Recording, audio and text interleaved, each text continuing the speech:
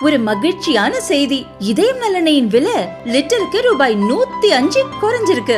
September 2023ல 1 litre இதயம் நல்லெண்ணெயின் அதிகபட்ச விலை ரூபாய் 503. ஆனா இப்ப 1 லிட்டர் இதயம் நல்லெண்ணெயின் விலை ரூபாய் 398 மட்டும்தான் தமிழ்நாட்டுல. அப்ப இனிமே எல்லாரும் இதயம் நல்லெண்ணெய் வாங்கலாம் இல்ல? ஒன்றிய பாஜக அரசு வக்ஃப் திருத்த சட்டம் 2025 என்ற பெயரில் ஒரு சட்டத்தை இந்திய மக்கள் மத்தியில் திணித்திருக்கின்றார்கள். குறிப்பாக இந்திய இஸ்லாமிய சமுதாயத்தினுடைய வாழ்வாதாரத்தை, வாழ்வுரிமையை அரசமைப்பு சட்டம் வழங்கியிருக்கக்கூடிய அனைத்து உரிமைகளையும் பறிக்கக்கூடிய வகையில் அவசரமாக நாடாளுமன்ற இரு அவைகளிலும் நிறைவேற்றியிருக்கின்றார்கள். அதை சட்டமாக்கியிருக்கின்றார்கள். சென்ற வருடம் இதை அறிமுகப்படுத்திய நிலையிலேயே பாராளுமன்றத்தில் இடம்பெற்ற 22 கட்சிகள் கடுமையான எதிர்ப்பை தெரிவித்தார்கள்.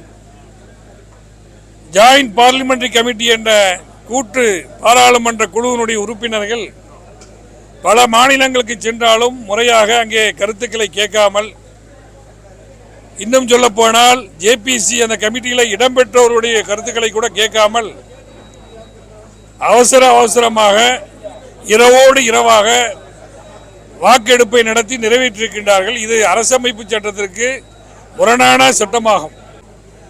சுதந்திரத்துக்கு பின்னகு 2 மாதத்துக்கு முன்பாக கூட திருப்பூரில் இஸ்லாமியர்கள் மிகுதியாக வாழக்கூடிய ஒரு பகுதியில் இந்து சமுதாயத்திற்கு கோயிலுக்கு ஒரு இடத்தை முஸ்லீம் சமுதாயத்தை சேர்ந்தவர் கொடுத்திருக்கின்றார்.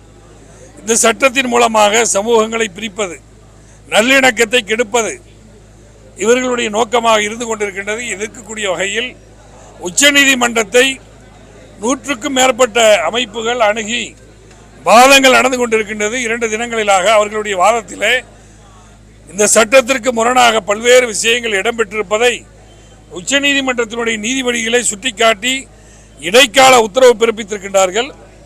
இந்த போராட்டம் என்பது தொடரும். இந்திய யூனியன் முஸ்லீம் லீக்கின் சார்பாக இன்னைக்கு ஏப்ரல் 18ஆம் தேதி தமிழ்நாட்டினுடைய அனைத்து 38 வருவாய் மாவட்டத்தினுடைய தலைநகரிலும் இது போன்ற ஆர்ப்பாட்டத்தை நடத்தியிருக்கின்றோம்.